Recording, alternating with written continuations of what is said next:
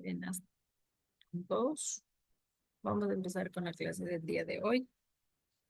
Vamos a seguir hablando en este caso sobre este tema que iniciamos un nuevo tema. Recuerden la anterior clase que el tema general era relaciones humanas y salud sexual.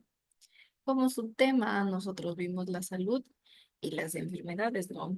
Hablamos de la salud y decíamos que en este caso el concepto o la definición nos decía la OMS que tiene como objetivo que todos los pueblos, en este caso, puedan gozar del máximo grado de salud posible. Y según la OMS, eh, decía que la salud es el estado de completo bienestar físico, mental y social, y no solamente la ausencia de afecciones o enfermedades, ¿no? Ese era el concepto que la OMS tenía en cuanto a la salud. En este caso, la, el estado de salud influye a través de varios factores, los cuales describíamos y decíamos que las características físicas y mentales es uno de de los factores. El estilo de vida es otro igual de los factores. El sistema de asistencia sanitaria también. El entorno social también es uno de estos factores, ¿no? Que nosotros, dependiendo de estos factores, vamos a determinar si nuestra salud es buena o mala. Hablábamos también de las enfermedades y decíamos que pueden originarse tanto por causas externas como internas. Recuerden, estas enfermedades, ¿no? Y esto en cuanto a nuestro organismo. Ya pueden, como les menciono, pueden ser internas o externas que afectan a nuestro organismo, ¿no?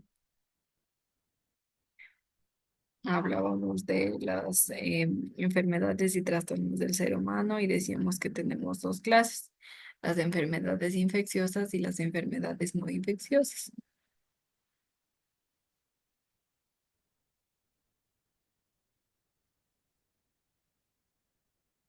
Decíamos que las enfermedades infecciosas estaban provocadas por microorganismos y por virus, ¿no? Y decíamos que las enfermedades no infecciosas, en cambio, se producían a través de los tumores y el cáncer. También teníamos otro tipo, que eran las drogodependencias y los accidentes. Esto en cuanto a enfermedades y trastornos del ser humano, ¿no?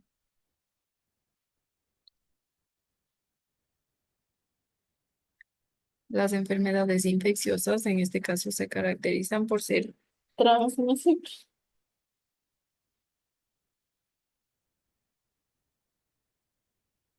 ¿Qué queríamos decir en este caso que eran transmisibles?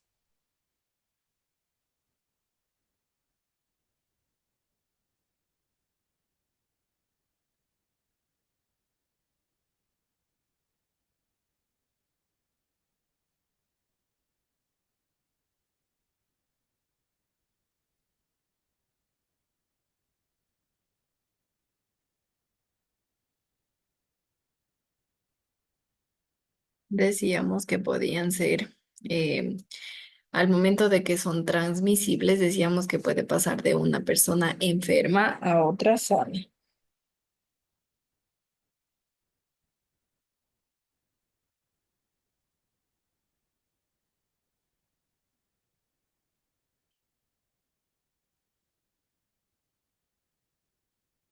Esto en cuanto a las enfermedades infecciosas, ¿no? Recuerden que en este caso las bacterias, los hongos, los protozoos son microorganismos que en este caso algunos de ellos pueden ser patógenos y de ahí partir las enfermedades infecciosas, ¿no? Hablábamos de diferentes patógenos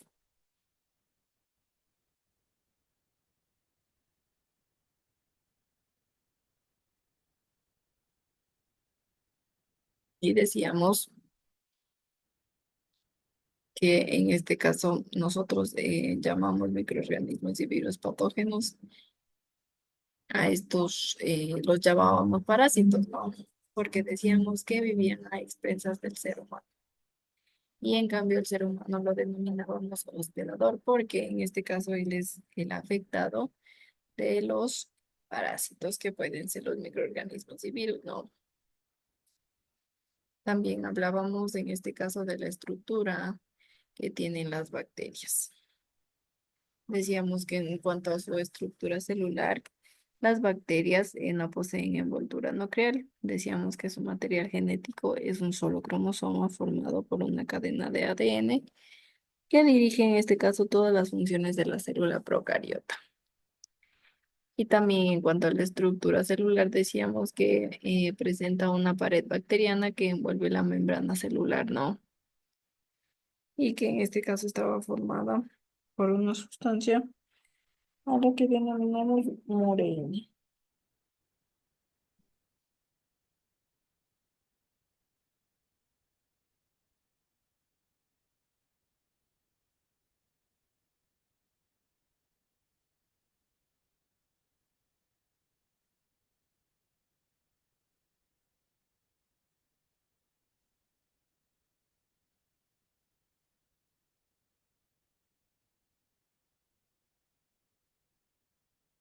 En cuanto a las formas de las bacterias, nosotros decíamos que tenían diferentes tipos.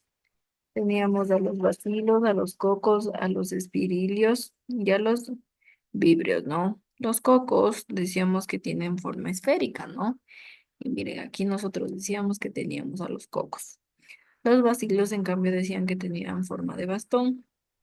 Los espirilos decíamos que tenían en forma de tirabuzón, ¿no? Miren.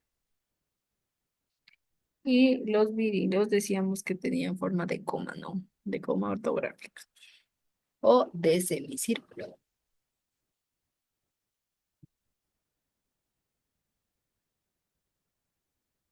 Y en cuanto a sus funciones vitales, nosotros decíamos que cumplen funciones de nutrición, de relación y de reproducción.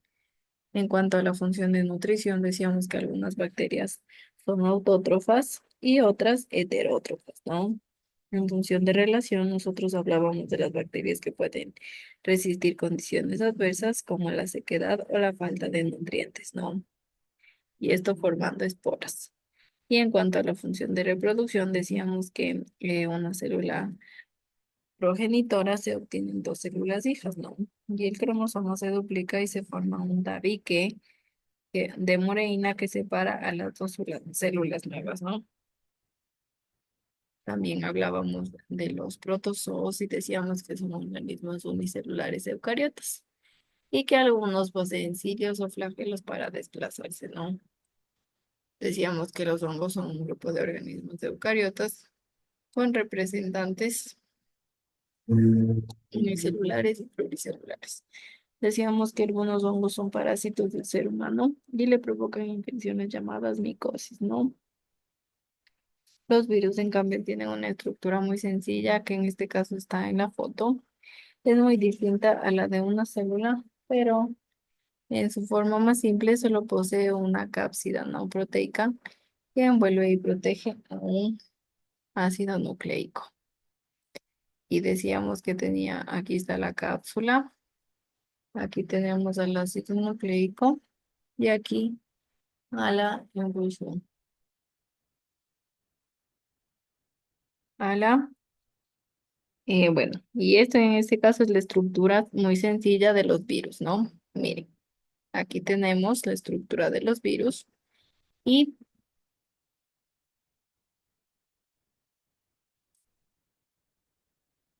y decimos que en este caso la cápsida proteica envuelve y protege al ácido nucleico que tenemos en este caso aquí, ¿no?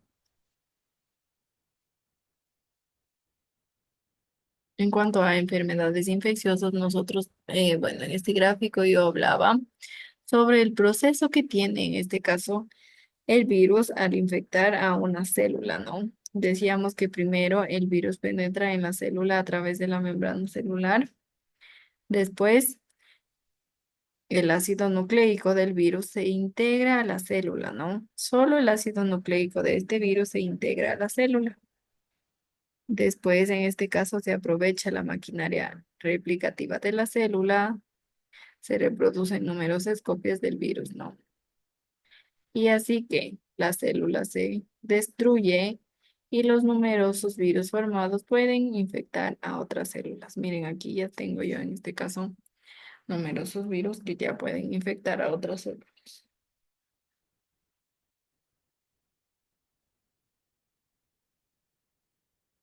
Listo. Y ahora vamos a hablar sobre el proceso de una enfermedad infecciosa, sobre qué sucede en este caso de cómo se va dando las fases de una enfermedad infecciosa, pero esto desde que se contrae hasta su curación, ¿no? Y en este caso el primer proceso que tenemos es el contagio. El primer proceso, como les menciono, es el contagio. En este caso, el contagio es la transmisión de la enfermedad a la persona sana. Puede producirse de forma directa a través de la sangre, de la sábila, de la sábila, de la saliva u otras secreciones, ¿no? Recuerden, estamos hablando en este caso de cómo es el proceso de una enfermedad infecciosa y esto es por fases, ¿no? La primera fase hablamos del contagio. El contagio es la transmisión de la enfermedad a una persona sana, ¿no? Y este puede producirse de forma directa. ¿Cómo lo hace? A través de la sangre, como mencionaba, a través de la saliva u otras secreciones de una persona infectada o de forma también indirecta, ¿no? Si el contagio se produce a través de un elemento transmisor.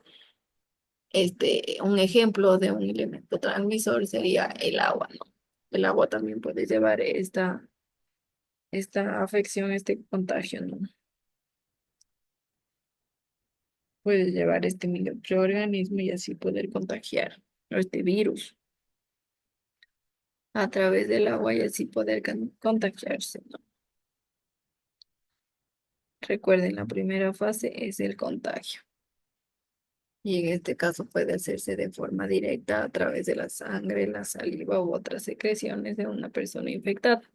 O también se puede hacer de forma indirecta y en este caso si el contagio se produce a través de un elemento transmisor que poníamos el ejemplo de el agua, ¿no?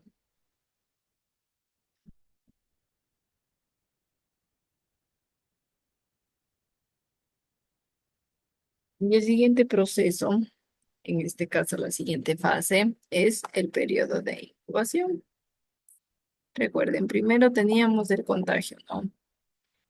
Y después, pues, el periodo de incubación.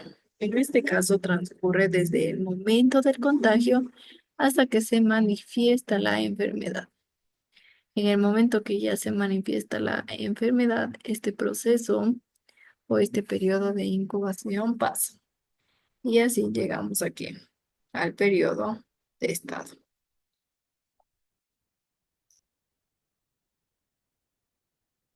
Recuerden que primero en este caso teníamos el contagio, que decíamos que es la transmisión de la enfermedad a una persona sana. Y esta puede ocurrir de forma directa o indirecta. De forma directa lo hace a través de la sangre, la sábila y otras secreciones de una persona infectada. Y de forma indirecta, en cambio, esto se produce a través de algún elemento transmisor. Que yo les ponía el ejemplo que sería el agua, ¿no? El elemento transmisor.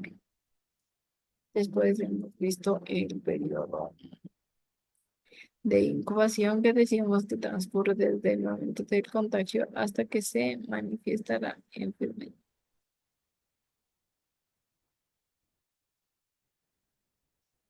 Después decíamos que llega el periodo, perdón, de estado. Y en esta fase nos quiere decir que es el tiempo de duración de la enfermedad. Miren, el periodo de estado es el tiempo de duración de la enfermedad y se manifiesta en este caso los mismos síntomas que causan molestias al enfermo. Miren, Recuerden, el periodo de estado es el tiempo de duración de la enfermedad. Se manifiestan los síntomas que causan molestias, perdón,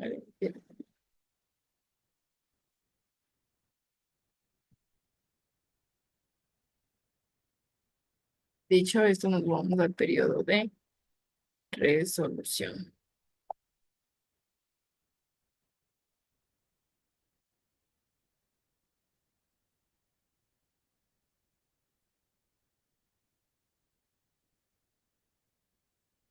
Después, ahora vamos al periodo de resolución. Y decimos en este caso que es la fase de curación y puede tener una duración variable.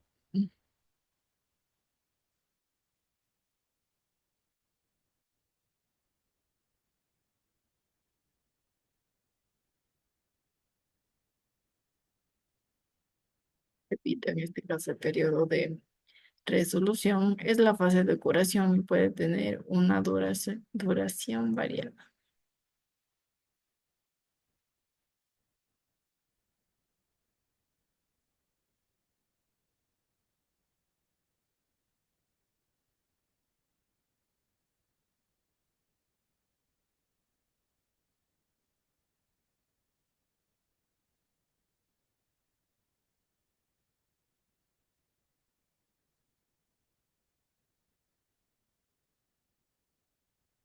Y ahora nos vamos con el periodo de convalecencia.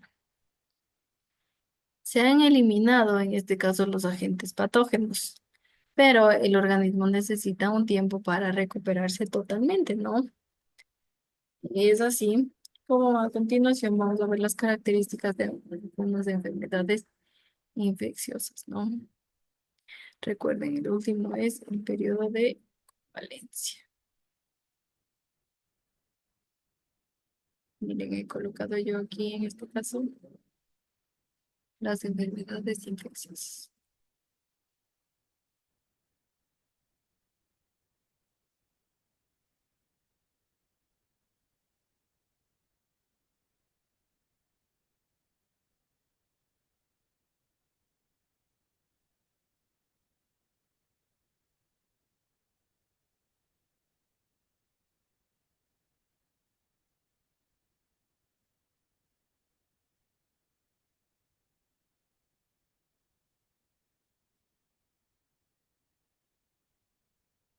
El proceso, en este caso de una enfermedad infecciosa, viendo ya el contagio, ¿no? En este caso.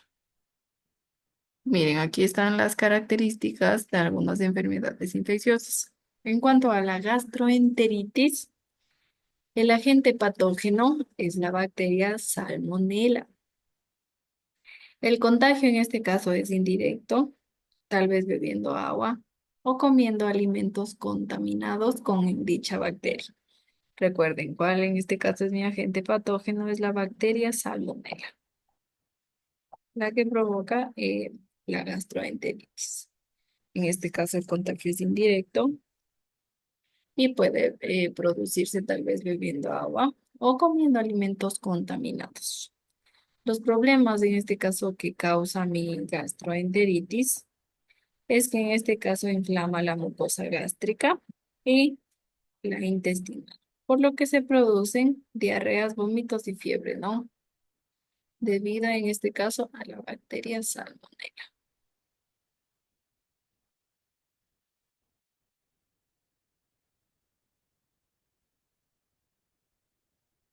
La meningitis, en cambio, la bacteria que lo produce, en cuanto a la meningitis, es la Neisseria meningitis, ¿no? Neisseria meningitis. Listo. El contagio en este caso es directo, ya sea inhalando gotitas expulsadas por una persona enferma al toser o al estornudar, ¿no? Recuerden, en este caso el contagio ya es directo. Esto se debe a que ha debido a las inhalaciones de gotitas expulsadas por la persona enferma al toser o al estornudar. El problema que causa la meningitis es que se inflaman las meninges. por lo que se produce fiebre, dolores de cabeza, vómitos y rigidez de nuca. La candidiasis, en cambio, el agente patógeno que produce la candidiasis es el hongo Candida albicans. El contagio es indirecto y se puede en este caso dar a través de prendas de vestir contaminadas o directo por relaciones sexuales. En este caso, la candidiasis. Recuerden, el hongo, en este caso, el agente patógeno es el hongo llamado Candida albicans, ¿no? Y en cuanto a la malaria o el paludismo, el agente patógeno es el protozoo Plasmodium vivax, el que produce la malaria o paludismo. El contagio es indirecto y se lo hace a través de la picadura de un mosquito. Obviamente que esté infectado, ¿no? Los problemas que causa en este caso es que se producen periodos intermitentes de fiebre alta, las crisis palúdicas. El protozoo en este caso destruye todos los eritrocitos y perjudica el hígado.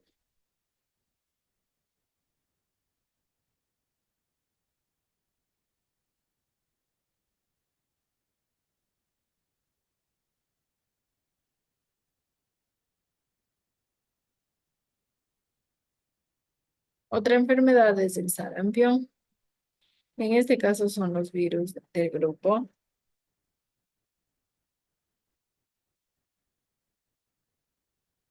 del grupo Paramisovirus, ¿no? El contagio en este caso es directo, inhalado igual por gotitas expulsadas por una persona enferma al toser o estornudar. Los problemas que causa es que, en primer lugar, produce una inflamación de las mucosas respiratorias y luego una erupción en la piel y fiebre, ¿no?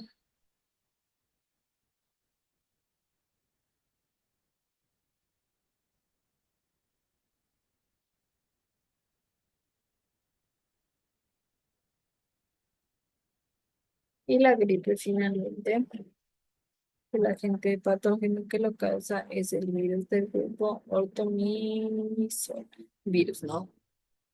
Ortomizovirus. El contagio en este caso también es directo, al igual que el sarampión, al igual que la meningitis. Se contagian inhalando gotitas expulsadas por una persona enferma al toser o estornudar.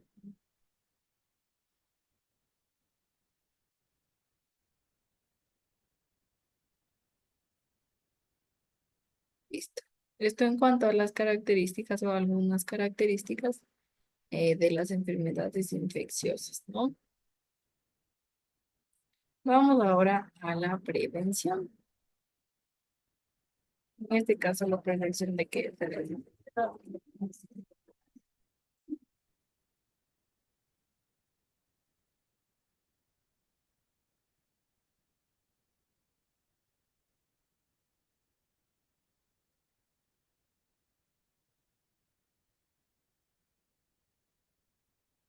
Listo.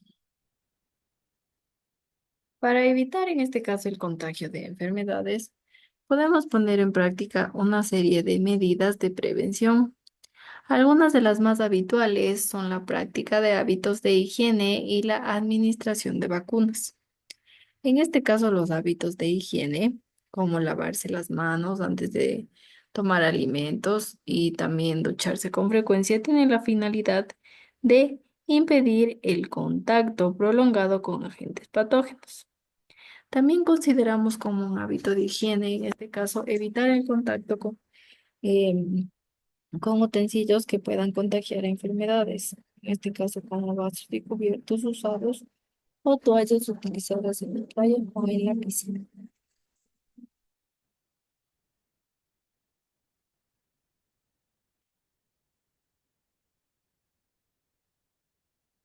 En cuanto a la administración de vacunas, es el principal o es la principal medida preventiva por parte de la asistencia sanitaria pública, ¿no? Las vacunas son unas sustancias preparadas con los microorganismos patógenos, pero estos son inactivos o debilitados y son causantes de la enfermedad que se requiere evitar.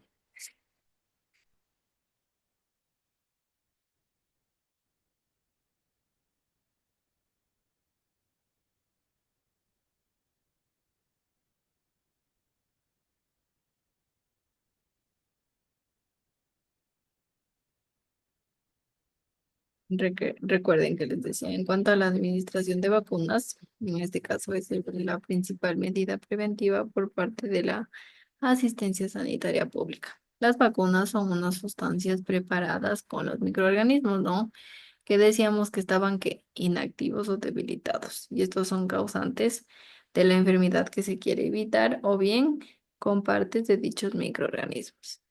Las vacunas en este caso proporcionan defensas a las personas sanas para que en caso de ser infectadas por el agente patógeno, el sistema inmunológico pueda eliminarlo y evitar que se manifieste la enfermedad. En este caso a veces no se impide que la enfermedad se presente, pero lo que hace de forma menos agresiva, ¿no? O sea, no impide de que sí nos podamos enfermar, pero lo que hacen en este caso es que sea de una forma menos agresiva, ¿no? Y a continuación vamos a ver el modo, en este caso, de actuación de las vacunas. Miren, como primer punto, nosotros tenemos que cuando los microorganismos patógenos o antígenos contienen la vacuna, se incorporan al organismo.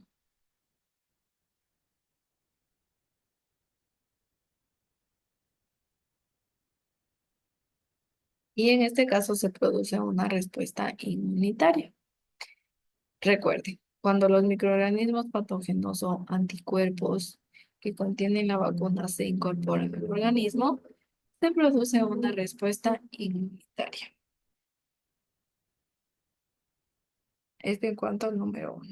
El número dos, la respuesta consiste en que los linfocitos fabrican anticuerpos, proteínas de defensa específicos para cada tipo de antígeno, ¿no?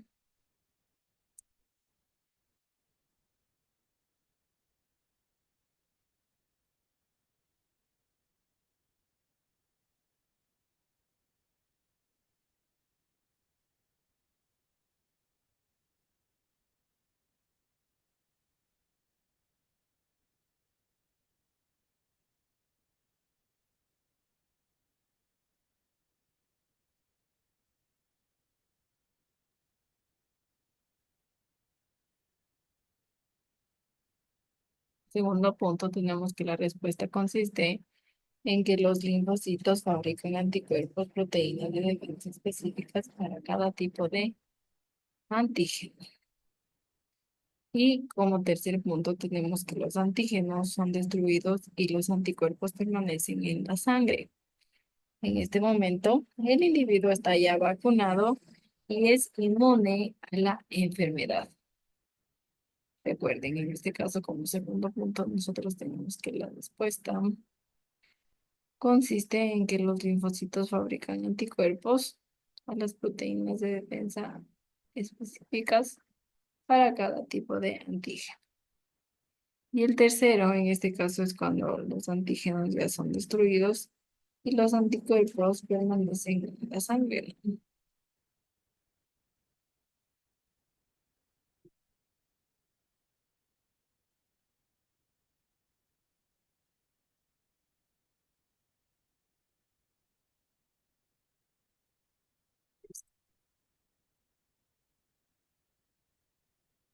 La primera, cuando los microorganismos patógenos o antígenos que contienen la vacuna se incorporan al organismo y se produce así que una respuesta inmunitaria.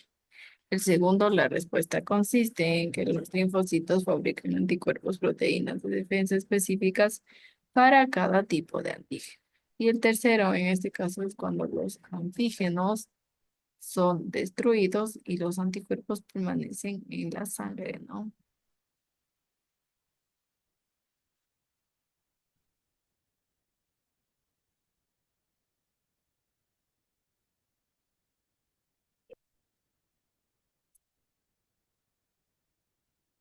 tercero, los antígenos son destruidos y los anticuerpos permanecen en la sangre. Listo. Y en este momento, el individuo está vacunado y es inmune a la enfermedad. Seguimos hablando en este caso de la prevención y decimos que en este caso, a partir ya de entonces, si el organismo entra en contacto con el patógeno contra el cual está vacunado, se producirá una respuesta inmediata y los anticuerpos impedirán que se establezca el patógeno, ¿no? Y por lo tanto, impedirán también que se manifieste la enfermedad. Recuerden que las vacunas pueden conferir inmunidad durante mucho tiempo o bien tener efecto permanente, en este caso, en el organismo, ¿no? Se ha establecido programas de vacunas para evitar algunas enfermedades que hace unos años eran corrientes, ¿no? En la infancia, como el sarampión y la parálisis, ¿no? También se administrarán, en este caso, vacunas ocasionalmente a personas que han eh, de viajar o que corren el riesgo de contraer alguna enfermedad, ¿no? Eso depende ya, en este caso, de si es que van a viajar a algún otro país, ahí les piden las vacunas, ¿no? Ustedes ya solo tienen que vacunarse y llevar el certificado de que están vacunados y de ahí sí les permiten la salida del país. Y en cuanto a esto en cuanto a la prevención, ahora nos vamos a el tratamiento. En este caso, una vez se ha contraído una enfermedad, se aconseja la visita al médico, que en este caso, cuando se diagnostique la dolencia, decidirá cuál es el tratamiento adecuado. Recuerden que ya estamos hablando en este caso del tratamiento, en el caso de que ya se hayan infectado, ¿no?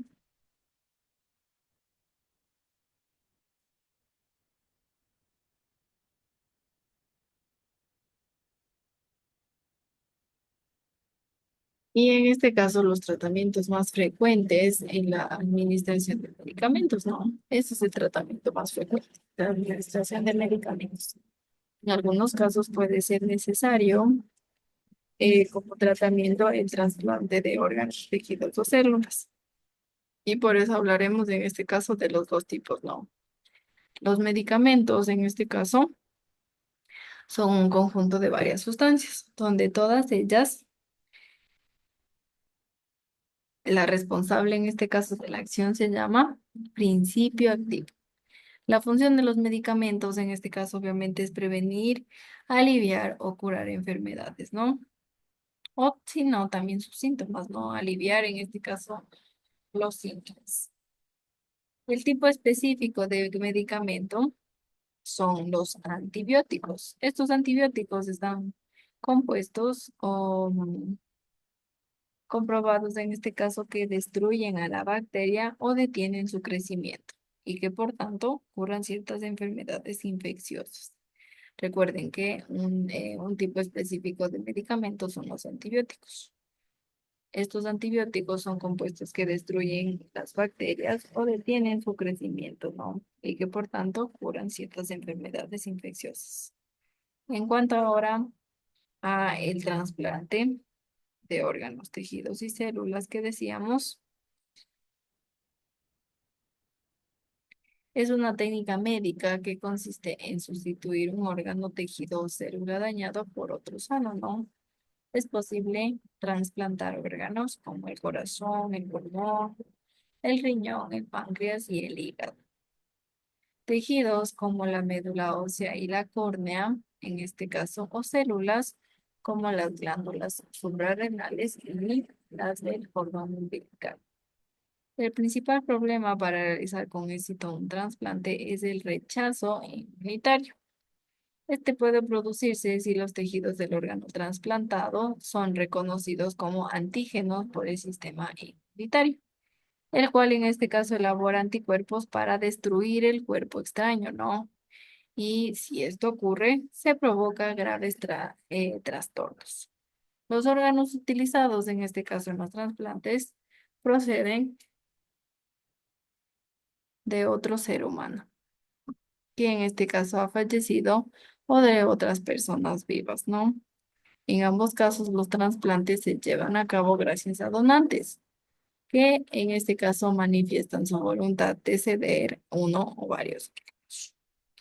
Este se podría decir que es un acto solidario que permite así salvar muchas vidas, ¿no? Y listo. En este caso, esto sería todo por la clase del día de hoy. Cualquier duda, cualquier inquietud, a través de mi WhatsApp me escriben y ahí solvento todas sus dudas, ¿no? Hasta luego a todos, que tengan buen día.